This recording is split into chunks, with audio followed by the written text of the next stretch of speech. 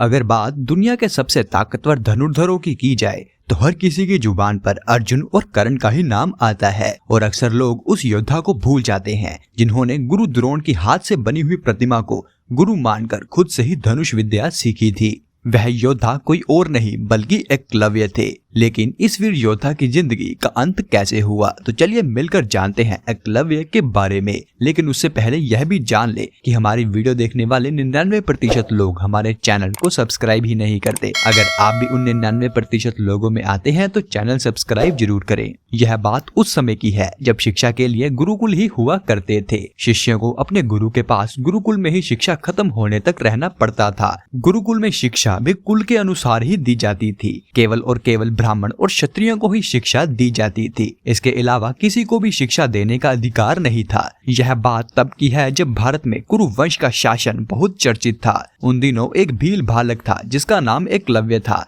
वह भीलों के राजा का पुत्र था। छोटी उम्र से ही उसके खुद के स्वप्न थे, स्वयं के विचार थे, जिसके कारण सभी उससे बहुत ही प्रभावित थे। बचपन से ही एकलव्य का मन अस्त्र शस्त्र में बहुत था। युवा होने पर एकलव्य धनुर्विद्या की उच्च शिक्षा प्राप्त करना चाहता था। उस समय धनुर्विद्या में गुरु द्रोण विख्यात थे, पर वह केवल विशेष वर्ग को ही शिक्षा देते थे। पिता हिरण्यधनु को समझा बुझाकर एकलव्य आचार्य द्रोणाचार्य से शिक्षा लेने के लिए उनके पास पहुँचते हैं, परंतु द्रोण ने धुतकार कर उसे आश्रम से भगा दिया। लेकिन एकलव्य हार मानने वालों में ना थे। वह बिना शस्त्र विद्या प्राप्त कर घर वापस लौटना नहीं चाहते थे। इसलिए उसने वन में आचार्य द्रोण की एक प्रतिमा बनाई और धनुर्विद्या का अभ्यास करने लगे। शीघ्र ही उसने धनुर्विद्या में निपुणता प्राप्त कर ली। एक बार द्रोणाचार्य अपने शिष्यों और एक कुत्ते के साथ उसी वन में आए। उस समय एकलव्य धनुर्विद्या का अभ्यास कर रहे थे। कुत्ता एकलव्य को देख भौंकने लगा। कुत्ते के भौंकने से एकलव्य की साधना में बाधा पड़ने लगी, इसलिए उसने अपने बाणों से कुत्ते का मुंह बंद कर दिया। एकलव्य ने इस कौशल से बाण चलाए कि कुत्ते को किसी भी प्रकार की चोट नहीं लगी। कुत्ता द्रोण के पास भागा।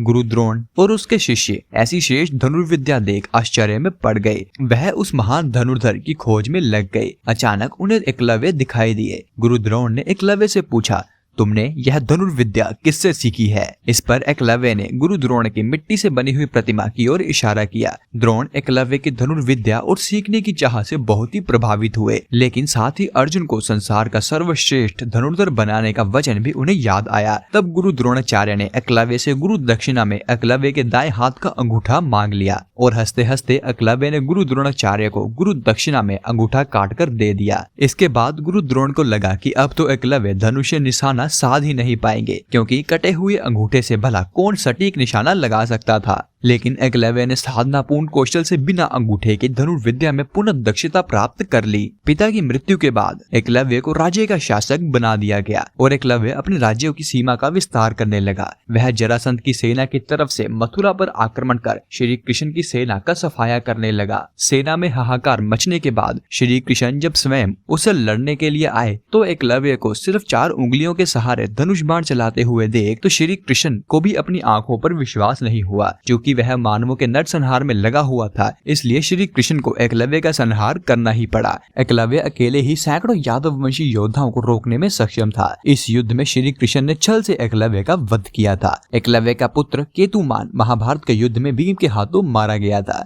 जब युद्ध के बाद सभी पांडव अपनी वीरता का बखान कर रहे थे, तब श्री कृष्ण ने अपने अर्जुन प्रेम की बात इस तरह कबूली थी। श्री कृष्ण ने अर्जुन से स्पष्ट कहा था, तुम्हारे प्रेम में मैंने क्या क्या नहीं किया। तुम इस संसार के सर्वश्रेष्ठ धनुर्धर कहलाओ, इसके लिए मैंने द्रोणाचार्य का वध करवाया, महापराक्रमी कर्ण को कमजोर किया और ना चाहते हुए भी तुम्हारी जानकारी के बिना भीलपुत्र एकलव्य को भी वीर गति दी, ताकि तुम्हारे रास्ते में कोई भी बाधा ना आए। तो दोस्तों, यह था आज का हमारा वीडियो। अगर आपको यह वीडियो पसंद आया है तो वीडियो को लाइक और चैनल को सब्सक्राइब जरूर करें। और यह वीडियो देखने के लिए आपका धन्यवाद।